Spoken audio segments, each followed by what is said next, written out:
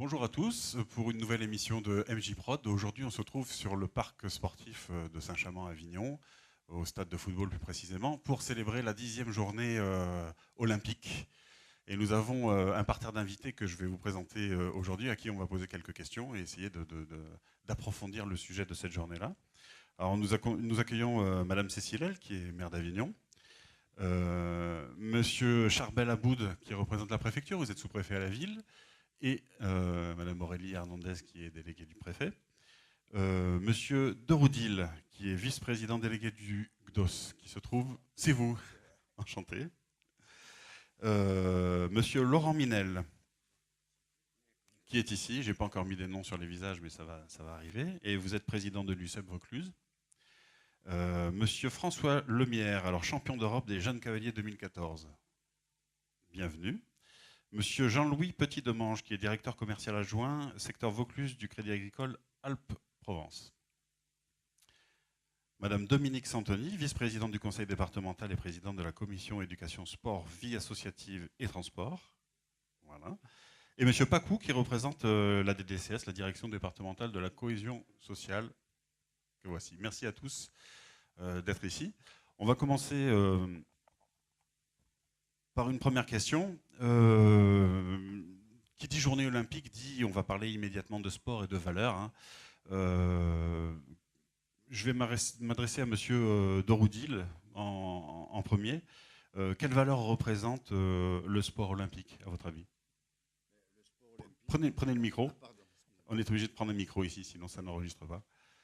Oui, bonjour. Le sport olympique représente, à mon avis, 3 valeurs, c'est-à-dire le respect, l'amitié et l'excellence.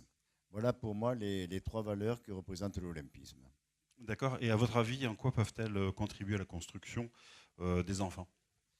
Je pense que pour les enfants, le fait de participer comme ça et de se retrouver en commun avec toute une bande, là, puisqu'ils sont à peu près 6 ans aujourd'hui, je pense qu'il va y avoir une espèce de respect entre eux, de race, de culture, de quel que ce soit, et d'amitié.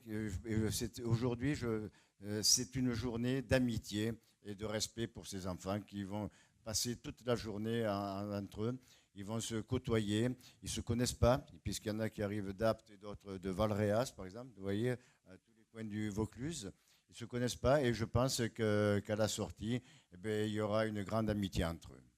C'est sûr. D'ailleurs, on l'a vu dans la constitution des anneaux olympiques en début de cérémonie, c'était tout à fait sympa. Une deuxième question, là je vais m'adresser au président de l'USEP. Les valeurs que représente l'USEP, je suppose qu'on est sur les mêmes valeurs un petit peu que les valeurs olympiques. Oui, oui. Les valeurs de l'UCEP, oui, très proches de celles de l'olympisme, et on y mettra en plus la citoyenneté. Voilà. Ce sont des enfants à qui on apprend à devenir des futurs citoyens sportifs, hein, dans leur pratique sportive, mais aussi dans leur pratique de tous les jours. On a parlé de partage, de rencontre, hein, c'est l'idée de fraternité, égalité, fraternité. Vivre ensemble. Et vivre ensemble. Ouais. Hein, voilà. Donc ce sont des valeurs que nous partageons et que nous inculquons très tôt chez les jeunes. En espérant, comme je dis toujours, on plante les racines et on espère que le fruit à l'arrivée sera le plus beau possible. On l'espère aussi. Une question sur l'intérêt qu'ont les enfants de participer à cette journée-là, et là je m'adresserai à monsieur le sous-préfet, à votre avis, monsieur Aboud. Quel intérêt pour les enfants de venir participer à cette journée? J'ai bien une idée, mais je vais vous laisser répondre. Merci, merci. Pour les enfants, c'est fondamental quand même le sport, parce que ça a été dit, c'est un facteur d'éducation. Le sport participe à l'éducation des enfants, à leur construction personnelle, pour leur permettre d'intégrer un certain nombre de valeurs, hein, les valeurs de solidarité, les valeurs de partage, voilà, des valeurs qui, quelque part, vont rejoindre celles de la citoyenneté. Et donc, le sport participe aussi à la construction de la citoyenneté de l'enfant. Voilà, et puis, ça permet aussi d'assurer un petit peu, de participer à la cohésion républicaine, hein, parce que c'est un lieu d'unification des différences, puisque les enfants viennent, vous l'avez dit, de communes différentes, mais ils viennent aussi d'horizons différents, ils viennent de cultures différentes, quelquefois de nationalités différentes ou d'origines différentes. Et bien sûr, le fait de les fédérer autour du sport avec un caractère ludique, avec un caractère un petit peu à la fois éducatif, mais aussi de plaisir et de jeu. Et donc, par le jeu, par le plaisir, leur permettre d'accepter les différences, d'accepter l'autre. Et donc, quelque part, ça participe aussi de la philosophie d'intégration ou d'assimilation que la France, qui est dans la tradition française, dans la tradition républicaine. Donc ça a été dit, je suis d'accord tout à fait avec ce qui a été dit juste avant. Les valeurs de la République se retrouvent pleinement dans l'éthique sportive. Je dis bien dans l'éthique sportive, pas dans les dérives qu'ils peuvent avoir par la suite, dont on va peut-être parler. Oui, on en parlera tout à l'heure. Voilà. Ouais. Mais si on reste dans l'éthique même sportive et dans l'esprit sportif, on est pleinement, mais pleinement dans le cadre souhaité par la République, au regard des valeurs. Unifier les différences. D'accord. Merci. Forger les valeurs et unifier les différences. Madame le maire, votre avis là-dessus. En bref, comment le sport, notamment sur une ville comme Avignon, peut contribuer à mettre en œuvre ces valeurs. Et notamment, là, on a bien vu que ce qui était au devant, c'était la citoyenneté et la mixité. J'ai vu plein d'enfants d'endroits différents, des quartiers, de villes extérieures d'ici. Comment le sport favorise ça? Je pense qu'il favorise ça parce que les enfants vont se retrouver autour de la pratique d'un sport qu'ils ont choisi. Et donc, c'est ça aussi qui permet, parce que je préfère le foot ou parce que je vais m'inscrire au tennis ou au club de judo, du coup, ça va être aussi une occasion pour moi de sortir peut-être de mon quartier. Alors que finalement, si je n'avais pas cette pratique sportive, comme souvent, je vais à l'école de mon quartier, etc. Il peut y avoir malheureusement des situations où les enfants ont peu de possibilités de rencontrer d'autres personnes et de pouvoir comme ça cheminer dans leur ville, pourtant, la ville d'Avignon qui est la leur. Donc pour moi, c'est une dimension qui est importante du sport. Après, je pense que le sport aussi, notamment quand on est sur le sport scolaire, il place peut-être moins au cœur de l'enjeu la compétition, la performance. Et donc, c'est aussi permettre à un enfant, parce qu'il aime simplement ce sport, de pouvoir le pratiquer. Moi, je pense que aussi le respect de cette envie-là, elle est très importante. Parce qu'il y a aussi peut-être des sports aujourd'hui, ou des clubs aujourd'hui, qui, parce qu'on considère que l'enfant n'est pas performant, entre guillemets, parce que moi, je préfère vraiment mettre des guillemets dans ces cas-là, eh bien, va être écarté ou alors va pas être sélectionné dans l'équipe qui va pouvoir participer le week-end à tel ou tel tournoi. Et je pense que ça, il faut y faire très attention, parce qu'on peut aussi écarter, dès le plus jeune âge, des enfants qui avaient simplement envie de pratiquer. Donc le respect aussi de la pratique sportive dite loisir aussi, parce que plus tard c'est ce qu'on appelle le sport loisir. Pour moi, elle est une dimension essentielle. Et de dire que voilà, c'est pas parce qu'on n'est pas le meilleur ou la meilleure qu'on n'a pas sa place dans le sport qu'on a choisi et qu'on s'est choisi. Tout à fait. Merci. On va s'adresser à notre champion qui est présent sur ce plateau. On voit bien qu'on a parlé de beaucoup de valeurs et là, vous l'avez rappelé, le distinguo qu'il faut absolument faire entre la performance sportive stricto sensu et le sport loisir. Au demeurant, il y a quand même des valeurs qui sont communes aux deux. Je dirais a priori la rigueur, je dirais le goût de l'effort aussi pour arriver à un résultat. Donc c'est à vous que je vais poser cette question-là parce que je pense que vous êtes le mieux placé. Quelle place l'effort et la rigueur ont-elles dans la pratique sportive? En toute honnêteté, je dirais que c'est la base du sport, de haut niveau. Parce que on peut tous faire du sport, comme vous avez dit, ça nous permet d'avoir une équilibre de vie, d'avoir une hygiène de vie même, je dirais. Mais ensuite, quand on commence à vouloir faire son sport, alors presque j'ai envie de dire son métier, là on n'a plus du tout le même mode de fonctionnement. Ça veut dire qu'on vit pour le sport. Jusqu'à présent, on peut, quand on fait du sport, surtout comme on voit aujourd'hui, beaucoup d'enfants sont à l'école et ils font du sport en plus. Quand on veut être sportif de haut niveau, il faut d'abord se dire on est sportif et ensuite on vit. La différence, je pense qu'elle est vraiment là, entre le loisir et la compétition, quoi. D'accord. Et à votre avis, comment on peut transmettre tout ou partie de ces valeurs, de l'effort, de l'abnégation, de la rigueur aux enfants?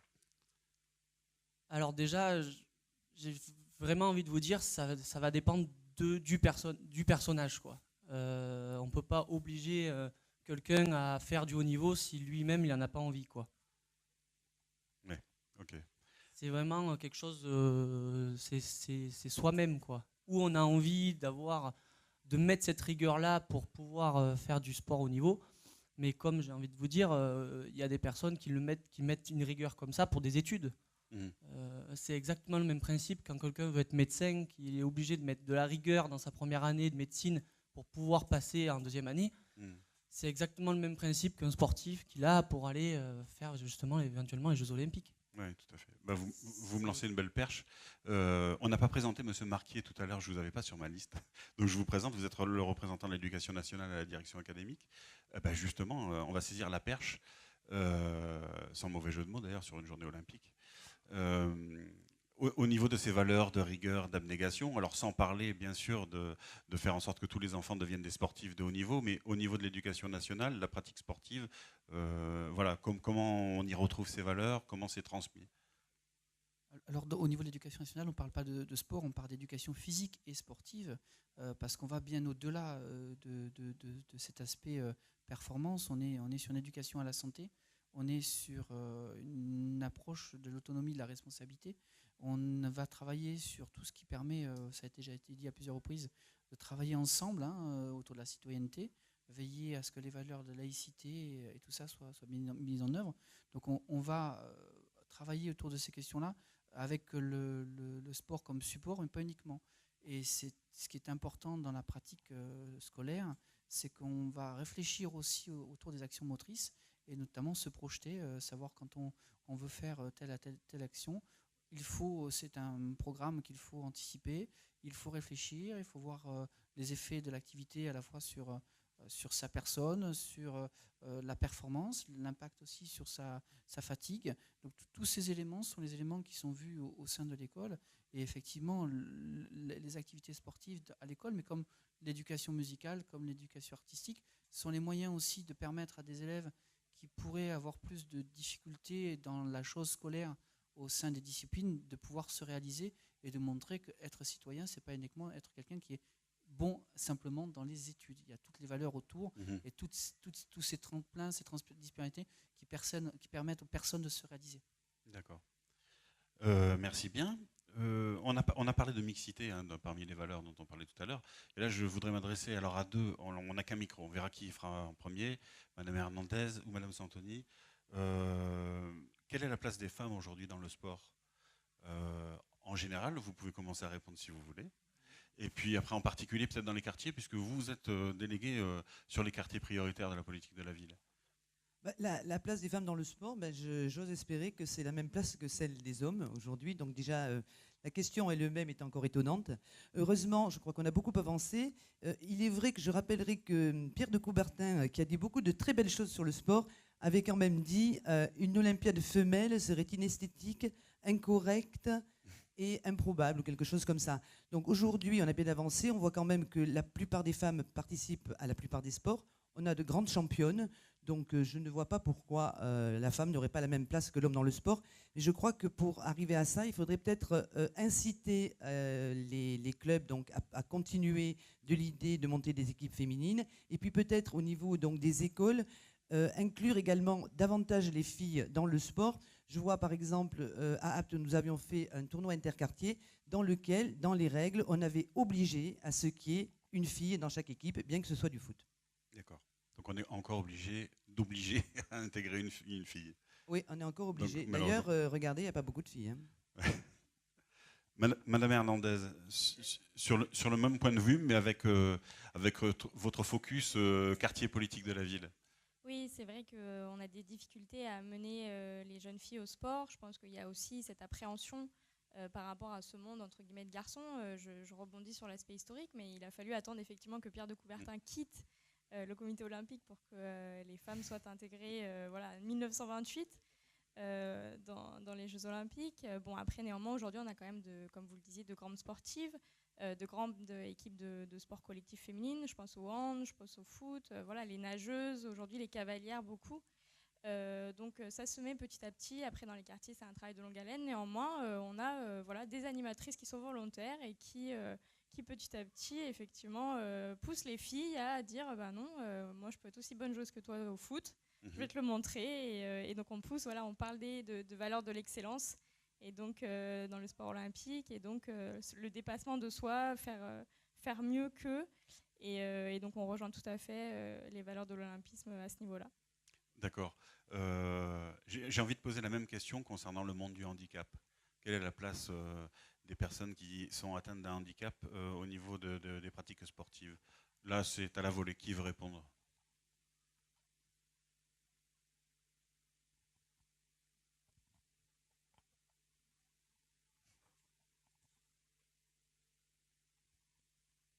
Alors, la place du handicap à l'école, en tous les cas, depuis 2005, c'est une obligation, et c'est une loi qui était fort généreuse, qui a été votée et qui impose que les enfants handicapés aient exactement le même accès que les autres enfants à la chose scolaire. Et donc, c'est ce principe d'inclusion qui est extrêmement importante. C'est qu'une personne handicapée a tout à fait les mêmes droits que les autres personnes, doit pouvoir pratiquer exactement les mêmes activités. Donc la condition, c'est qu'on puisse permettre à ces enfants de réussir. Donc on met en place ce qu'on appelle des compensations qui permettent de faire, alors pas tout à fait les mêmes choses, ce serait faux de le dire, mais en tout cas de faire, d'essayer et de réussir dans ces pratiques. Donc là aussi, au niveau du monde du sport, au niveau du handicap, il y a un effort considérable qui est mené partout. Nous avons, nous, au niveau des activités sportives dans l'éducation nationale, si un enfant, pour des raisons de handicap, ne peut pas pratiquer une activité, cela arrive, il est de toute manière associé à l'activité parce qu'il peut tenir des rôles sociaux d'arbitre, de juge, de spectateur, voilà, dans tout ce qui fait le sport et pas uniquement la pratique sportive. D'accord. Je crois que M. Minel voulait réagir. Je veux peut-être juste dire un mot là, parce que je pense que c'est partagé par les collectivités. Nous, par exemple, cette année, au sein de la ville d'Avignon, de la manière dont on accompagne les associations sportives de la ville, celles qui ont justement développé du sport handicap, et donc avec que ce soit, enfin, on a un club de rugby à 13 par exemple qui est assez exemplaire de ce point de vue-là. On a décidé de valoriser justement cette démarche qui est faite, cette mobilisation, parce que souvent ça nécessite aussi un encadrement effectivement qui est renforcé par rapport aux sections, je dirais à la fois féminines et masculines. Ça s'est intégré, y compris dans l'évaluation de la subvention qui va être donnée par la ville, quoi. Et après, je voulais juste rebondir aussi sur la place des femmes dans le sport et dire qu'il y a aussi des belles aventures, par exemple sur Avignon, dans le quartier de la Barbière, qui est l'un des quartiers populaires de la ville d'Avignon. Depuis des années et des années, il y a un club de basket féminin, et qui le revendique. Et qui permet là aussi à des jeunes filles de pratiquer cette activité sportive. On est aussi sur les valeurs de citoyenneté, puisque c'est un club qui a mis en place un accompagnement scolaire pour ces jeunes filles quand elles sortent de l'école ou du collège, avant d'aller à l'entraînement. Et en plus, c'est un club où il y a aussi de l'excellence sportive, parce que notamment à la fois dans leur équipe jeune et dans leur équipe première, eh bien, elles sont largement, elles se défendent largement, que ce soit au niveau départemental et régional. Donc, moi, je suis là aussi pour souligner ces belles aventures humaines. Enfin, je crois qu'on s'y retrouvera tous, quoi. Mais par exemple, le club de basket de la Barbière, voilà, c'est aussi un couple, monsieur et madame Perron, qui portent cette aventure collective depuis plusieurs années, mais qui ont su aussi passer le relais de leurs valeurs et de ce qu'ils ont envie de porter pour ces jeunes filles. Et donc, je pense que là, on est sur de la démarche exemplaire du point de vue des valeurs sportives qu'on évoquait à l'instant. Tout à fait. Oui, pour revenir sur le handicap, nous, au sein de l'UCEP, ce que nous faisons, c'est que lors des rencontres, nous faisons vivre à des enfants la situation de handicap. Comme ça, ils voient ce que leurs camarades peuvent vivre. Donc, des ateliers où ils ont les yeux bandés, où on les fait agir sur un fauteuil. Voilà. Et autre action que nous avons, c'est une action qui est inscrite chaque année au calendrier annuel, qui est le RAID solidaire, où des classes rencontrent des classes d'IME. Voilà, ils passent une journée ensemble et ensemble, ils font des ateliers sportifs. Voilà. Donc on essaie de faire vivre à ces enfants et de faire rencontrer ces enfants. Le partage. Une très bonne initiative. Euh, Tout n'est pas toujours tout rose dans le sport. On vient de le voir avec une décision internationale du comité olympique sur les athlètes russes. Une décision forte. Donc on voit bien qu'il peut y avoir des dérives dans la pratique sportive, qu'elle soit professionnelle ou amateur. On pense tout de suite au dopage, en tout cas la triche. Monsieur Pacou de la DDCS, comment est-ce que vous êtes confronté à cette situation-là et comment on peut y remédier? Moi, j'étais personnellement, j'arrive comme mon voisin de gauche du haut niveau, donc on est, je ne dis pas qu'on est confronté en permanence dans le sport de haut niveau au dopage, mais on est toujours en train d'y penser, de prendre ça en compte. Après, il y a des moyens de lutte qui existent. Bon, malheureusement, les tricheurs, ils ont toujours un coup d'avance. Et donc, c'est extrêmement difficile de lutter contre ces dérives-là. Alors, à part multiplier les contrôles, évidemment, il y en a énormément, hein, que ce soit pendant les compétitions ou pendant les périodes de non-compétition sur des athlètes qui sont bien référencés. Voilà, donc c'est un peu difficile de prendre ça en compte. Il n'y a qu'une seule chose, à mon avis, qui pourrait faire avancer, c'est qu'on continue à marteler les notions de respect dans le sport, parce que se doper, c'est pas se respecter, c'est pas respecter les adversaires, et c'est pas respecter le sport. Voilà, donc et la compétition. Voilà. Oui, tout à fait. Merci. Ben, ça m'amène à ma dernière question. Je vais m'adresser à Monsieur Petit-Demange qui n'a pas encore parlé.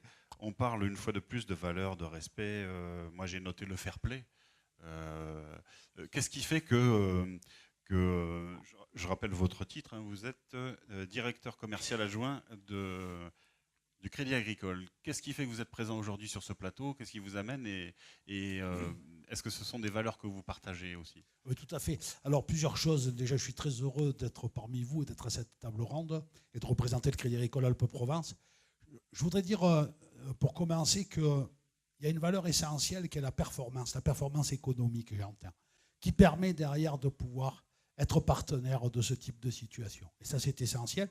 Derrière, les valeurs du sport sont complètement cohérentes avec les valeurs de l'entreprise. Je citerai l'exemplarité au sens respect des choses, et puis surtout au niveau des territoires, puisque nous intervenons sur les territoires du Vaucluse, des Bouches-du-Rhône et des Hautes-Alpes, mais essentiellement pour aujourd'hui sur le Vaucluse, une valeur de proximité et de solidarité. Ça, pour nous, c'est essentiel. On souhaite, par l'intermédiaire d'un slogan « Sport pour valeur », aider tous les clubs qui sont formateurs, aider tous les clubs du territoire par une présence, par un accompagnement, par du partenariat, pour leur permettre de se développer et pour participer à la vie sociale du département. Donc, beaucoup de complémentarité entre le sport amateur et le Crédit Agricole Alpes-Provence. Une belle proposition qui sera sans doute reprise par beaucoup, je pense.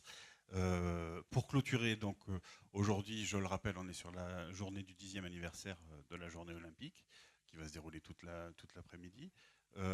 Est-ce que quelqu'un veut réagir sur les perspectives? Est-ce que, à votre avis, il faut qu'on continue à organiser cette journée-là? Est-ce qu'il faut la développer? Est-ce qu'il faut agréger encore plus de monde à cette journée-là? Qui veut répondre?